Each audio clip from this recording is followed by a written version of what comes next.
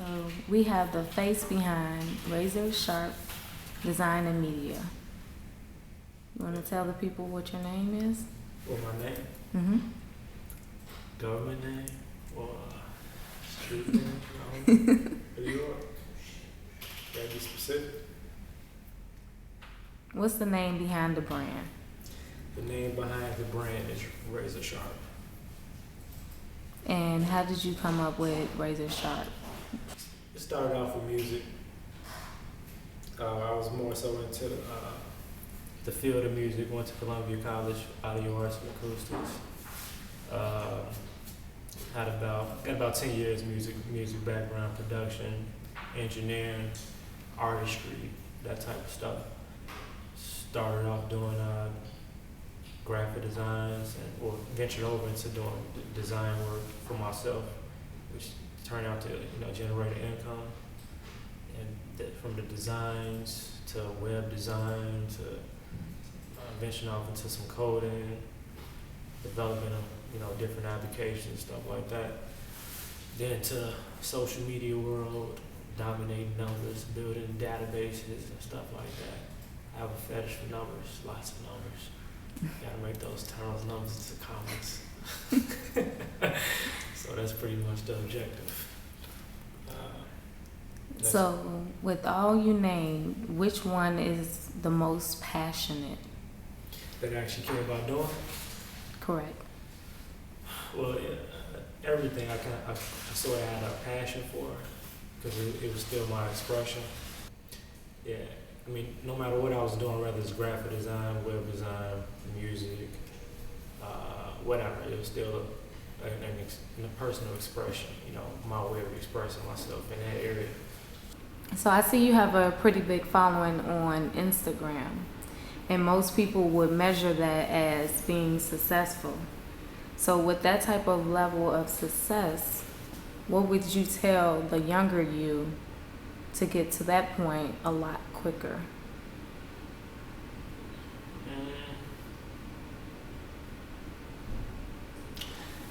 I would say before you jump into anything, take the time to research to see where that particular thing is at that present time.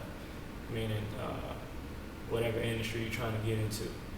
Before you invest the time to become a dominant factor in that industry,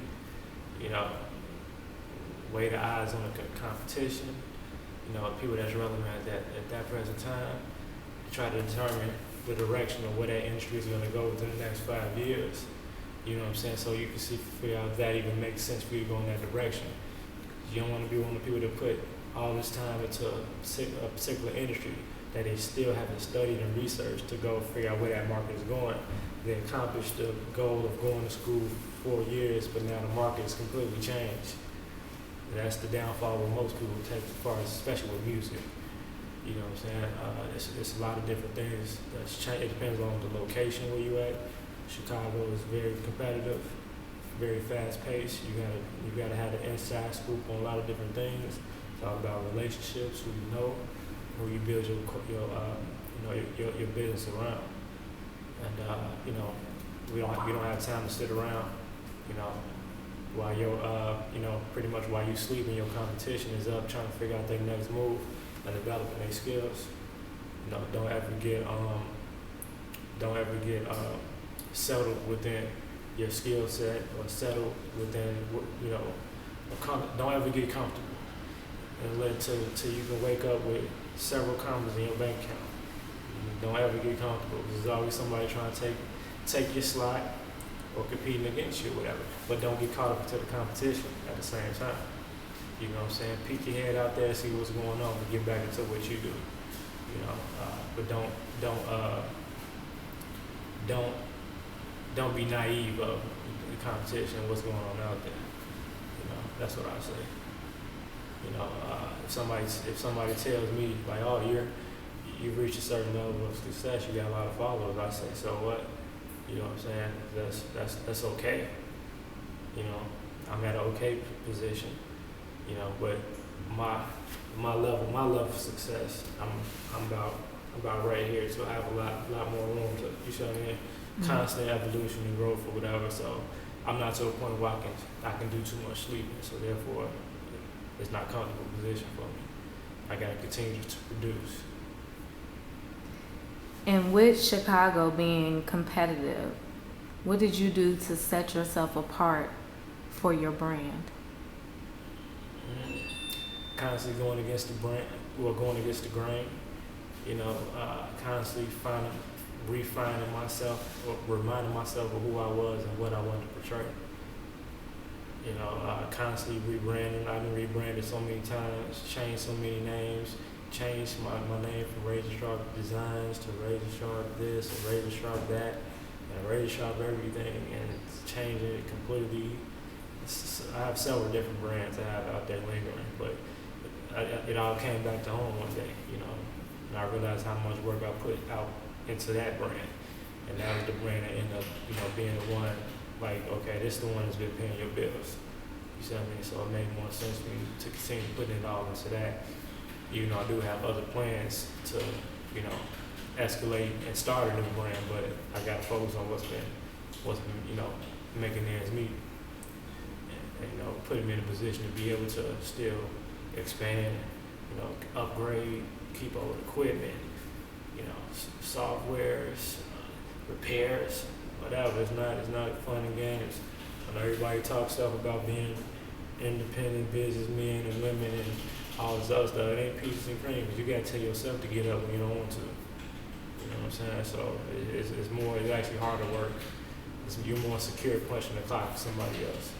Not when you depend on your next dollar. You see what I mean? So it's easier to go just pick up a check from somebody.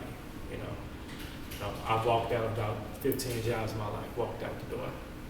Because it's a personal issue. I don't mind submitting to a certain authority, but I demand a certain level of respect. And there's a lot of disrespectful things and unappreciated things that a lot of these companies are revolved around. They don't appreciate their employers, or their employees like they should. They don't offer enough room for expansion and growth. Like actually, they just try to sell you a short dream. What would be your perception of success? What do you think it would take to be successful? I guess a constant understanding and reminder what success really is. And then when it's all said and done and boiled down, success doesn't have anything to do with money. The money just creates the space that we need to be in a successful mind state, which is peace within itself. That's what success is. Worry-free, when you're able to just do what you want to do, what you truly desire. That's basic success is freedom of mind. What are you free to do? Are you ultimately when you're free to be yourself? Now when you're full-time successful in portraying an image that's not even you. That's not success. That's a cop-out. Anybody can sell out. Being successful, what time does your normal day start? What time does my normal day start? Mm-hmm. There's no such thing. Really? My day depends on when my day ends. Mm-hmm. And most of the time my day ends real late. Mm-hmm. I have a set schedule based on I guess bookings and stuff like that. That means I have to be here at a certain time because somebody paid me to be here at a certain time. So your average day looks like what? Without bookings? You can throw it. Okay, let's say I have a booking from 3 to 7, you know what I'm saying? After that, I'm at home or I'm at the office. I try to get in and out the office as early as possible just because of the commute. But other than that, I'm in front of the computer, easily from 10 p.m. to 7 p.m. to 6 in the morning. Mm-hmm. Just finishing up some projects, working on new stuff, promotional projects for me, partners, or whatever, figuring out new things. Earlier you said that you rebrand and rebrand and rebrand. When you rebrand, was that obviously you kept RazorSharp? Yeah, RazorSharp stayed alive all this time, but I put him up under the rug for a little bit. Mm-hmm. So when you were rebranding, was that to get your feet wet in certain things to create what we see now? I personally did it because, you know, we gotta be careful what we do because it can sort of contradict or conflict with your branding, and that'll kind of you know, hurt with your sales and stuff like that. So basically, I thought that, you know, the new company that I was gonna go up under, it was gonna offer practically the same services. You know what I'm saying? The thing is the resume of work and the type of clientele would have been different.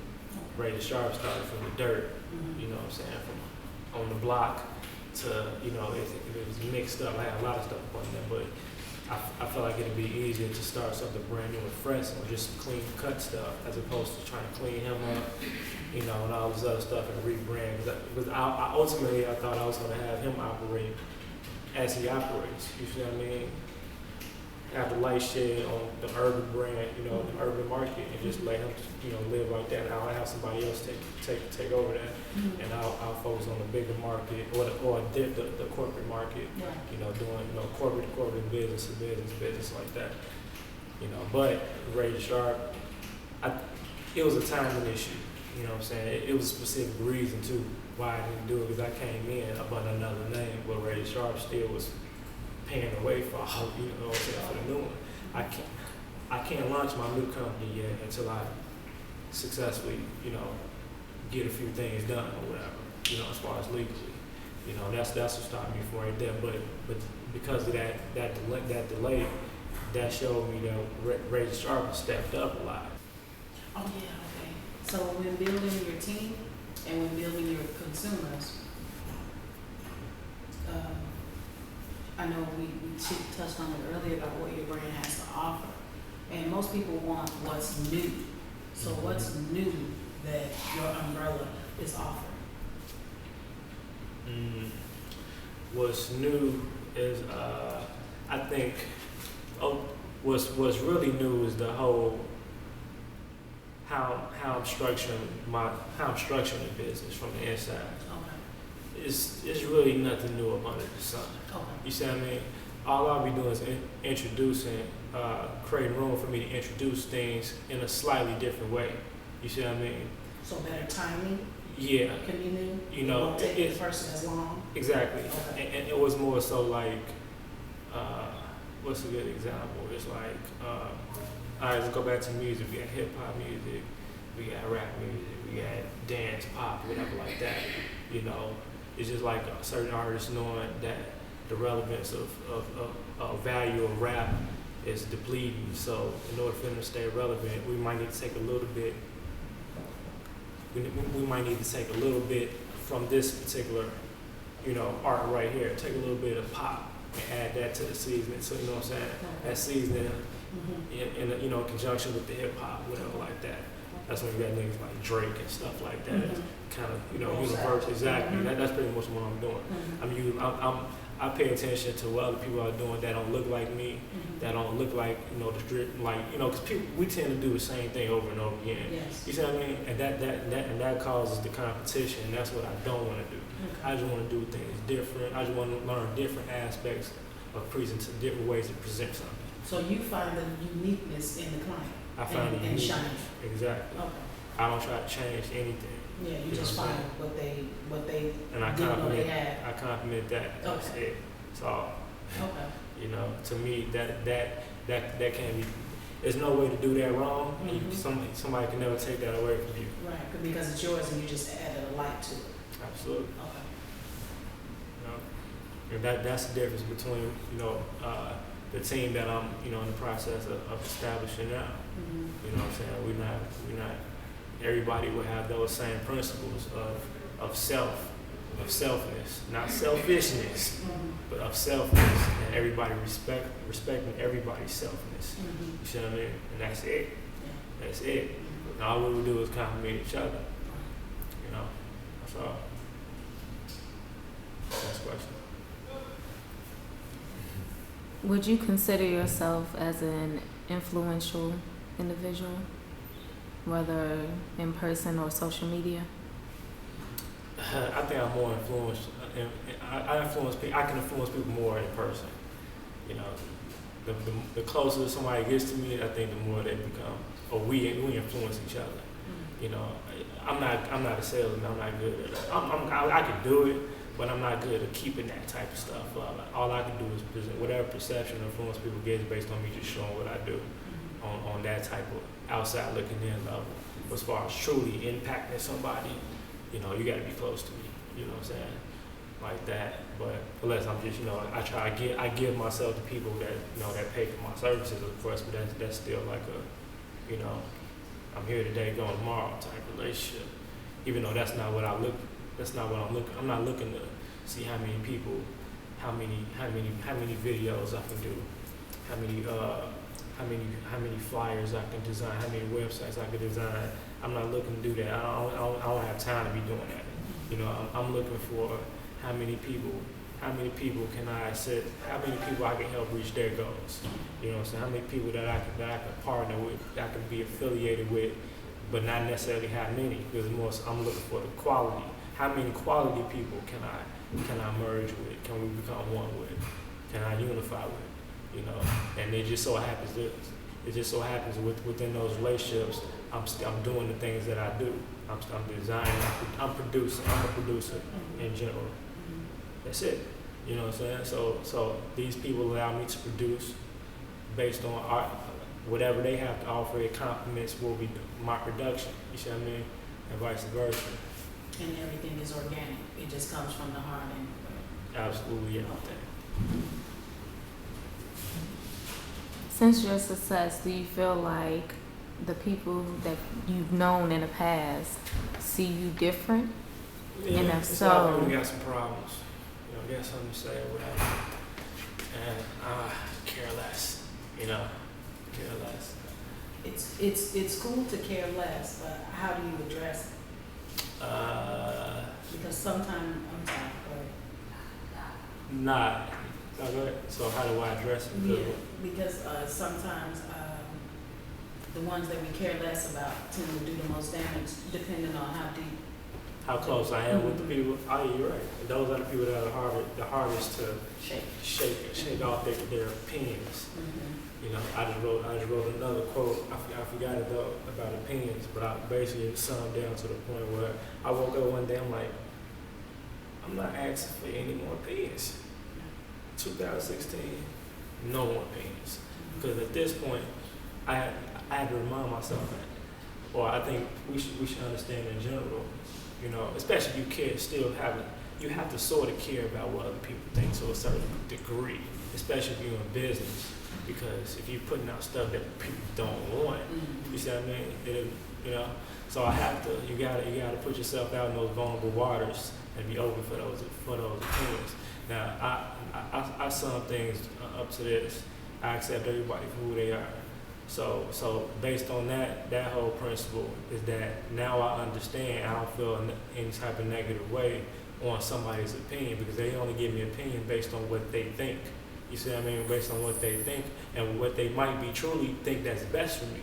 But the point is, the only person that knows what's best for me is me because I'm the only person operating in my mind, and I'm the only person that truly, unless you're dealing with somebody that truly understands where you're trying to go right here, and that your connectiveness to what you're doing in the physical is attached to your mental and your spirit. That's the biggest conflict I got with people that I work with and build with because they're all about the grind and getting the money part. I'm all about taking my mind and my spirit with me.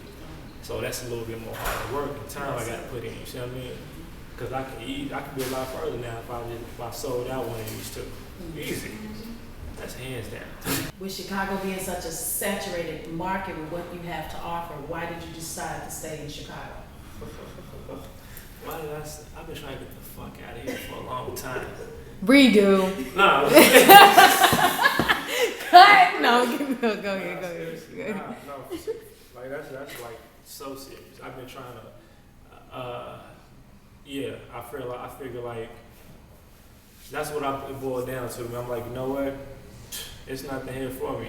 It's because at a certain point in time you get to realize it's a small circle of people that are in these industries or whatever like that, and it's like, you know, if you don't meet those small individuals that's outside of the small groups that really are doing things and are committed to themselves and genuine to other people and stuff like that, it's like, man, you out here naked. You know what I'm saying? So I feel like, but I've been places and being having an opportunity to go places, go overseas, other states, and share what I have to offer, and they, you know, have open arms to me. You see what I mean? I'm like, man, why am I still trying to fight this fight here? But due to other obligations here, they keep time. Crook County keep tying me here. I got, you know. Like I say, I'm rough around the edges, so I got stuff I'm working on, and but all I said was, okay, so I got to stay here for right now, but so while I'm here, I'm gonna make the best, I'm gonna make the best impact I can, and you know, still building and establishing my corporation. So people like, oh, you downtown now, sure, you ain't going nowhere. People love when they think I'm staying. I'm like, that ain't got nothing to do with shit. I'm like. I already set it up strategically that if an opportunity open up Cali, Atlanta, whatever the case may be, wherever I decide to venture over to, I'm not limited to this city, but I still have a location here. You know what I'm saying? No limitations. I'm not about that at all. I'm not about limiting people, putting people in limited situations. That's how do you grow in a limited situation? It's impossible. You know, so no, Chicago. But Chicago, I give Chicago credit for giving me my strength. You see what I mean? Because they will make, if you can, yeah, it's like, because we don't have a support system like we need to have in no industry, especially the industry that we're in, with our people, I would say. And it's just, you know, it becomes cutthroat, unreliable. It takes more out of you than you know your return. It's limited based on my affiliation with certain people. But once I separated myself away and did everything I feel like it needs to be how it needs to be done based on my experience, once I started doing that and stop and just cut people off, like as far as their opinions, not letting opinions influence me, and I tell myself when I get done with the project, what do you think about it? If I think it's good, and based on that philosophy, I've been less stressful. You know what I'm saying? I've been like stress-free on that matter. So I hear you saying that you're cutting people's opinion off. So how do you rejuvenate your spirit and and all of that when you are feeling exhausted by holding so much? Oh yeah, I go through the war, through the tug of war. You know, it's all about. I've gained anxiety, you know what I'm saying, serious anxiety. I don't know if it's from this combination of, you know, just time, dealing with different people and different things, the drawn out projects, probably being in front of 2 or 3 computer screens 10 hours a day, you know, it's just that. I think, yeah, that's definitely a factor of my anxiety. And what's your favorite books? Damn. Books? I was gonna ask that. What book is on your nightstand? Outside of your numbers books. I don't know. I used to have favorite books. I really don't. Cause I did I binged on information like seriously, because I had to bring myself out of a serious fight, a serious depression, like not coming outside, shades over the windows, all type of stuff. Because I started encountering information that kind of made me feel some type of way as far as the world. You see what I mean? So I'm like, fuck this shit. I need to prepare for war. You know what I'm saying? So, you know, that's what I'm thinking. I'm thinking like kids, all this other stuff. It's my job to make sure I'm ready for whatever. Right. So yeah, I was going through some serious stuff. So, but okay, this is what I say. I know it's an author that in one particular book that took me out, helped bring me out of that depression and move forward to becoming creative and then making money and building my business, stuff like that. Eckhart Tolle, white man. Okay. European. Okay, cool. But it's okay. I don't separate myself, because a lot of guys in the conscious community, they pro-black and all this other stuff. But that still contradicts knowledge and understanding of things. Like, that contradicts the whole matrix that we're in the first place, as far as separation. You see what I mean? Because even if the white man is the goddamn enemy, it's a fucking fact that they know something that we don't know. So goddamn it, I'm gonna study them motherfuckers just like they study me or us. That'd be stupid for me not to. And we all thought like that, we'll be more so less judgmental and like not masking ourselves, but dressing ourselves up accordingly, where we can operate on both sides. We gotta see what the fuck is going on up in there, because these people are not smarter. I'm gonna get some bad reviews off this, but it's what it is. But it's like, that's pretty much what it was. I'm like, because I had to sit back and think like, okay, successful black, successful white. It's the difference between the top successful black people and the top successful Europeans. And especially in this company called America. You know, we need to understand we're in a company here. It's not a fucking country. So what do they know? And they understand. It's obviously a misunderstanding of small aspects of things that we wasn't taught in school, or we wasn't taught in our family structure, because they took that away from us. Because part of the goal, part of the prize in most of the families or whatever like that is, okay, the man's not here, you get this. You see what I mean? And that's just, it's complete separation, and it's still separation. We decide to separate ourselves from that race completely, to the point we're not paying attention, and we're not understanding their. And honestly, most of the philosophies that they live on is philosophies that they actually took from us. So in order for us to figure out, we need to fucking go back into the shit they put in their shit, because most of the shit is the shit that they stole. So that's serious. That's a fact. Those are facts. Those are facts, and they gonna resell and present it like, oh, this is some shit that they came up with. No. So what I did was, I went to a series binge where I wasn't doing no production. I wasn't relevant at all. You know what I'm saying? I wasn't on no social media, nothing. Straight vampire. You know what I'm saying? Me and a friend of mine, V-Self, the comedian.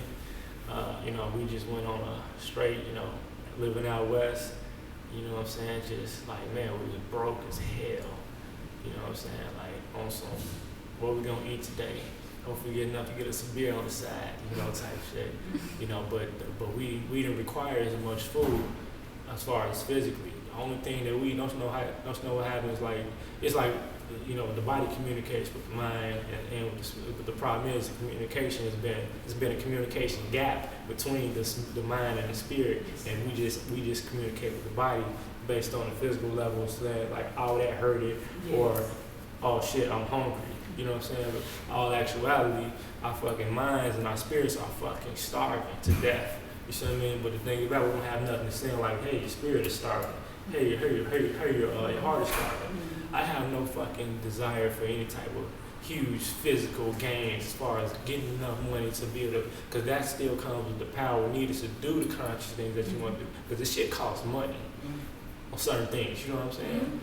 You know, so that's pretty much what it boiled down to. So I did my head into a lot of things. Eckhart Tolle, The Power Now, and The New Earth. Those are the two first ones that really, I had the audios of that. I had to constantly play that over and tell myself like over and over, and it took me out of it because I was drawn. Every thought I was attached. The attachment, I had attachment issues with things, people and things. I had to learn how to remove that attachment, because the world teaches you, oh, if you don't love something, if you love me, you'll feel this way when this X, Y, like, just because I'm not having a negative feeling about what the situation is, or I'm not crying and depressed, I don't mean I don't care. You see what I mean? I'm just attached from the emotion of it. I felt the emotion of it, but once I understand what the emotion is based on the facts, I can remove that, accept it, remove it, and move on. You know what I'm saying? Like, that is all that human shit, some bullshit. Sorry. Well, there you have it. RazorSharp Designs and Media. Thank you. Thank you.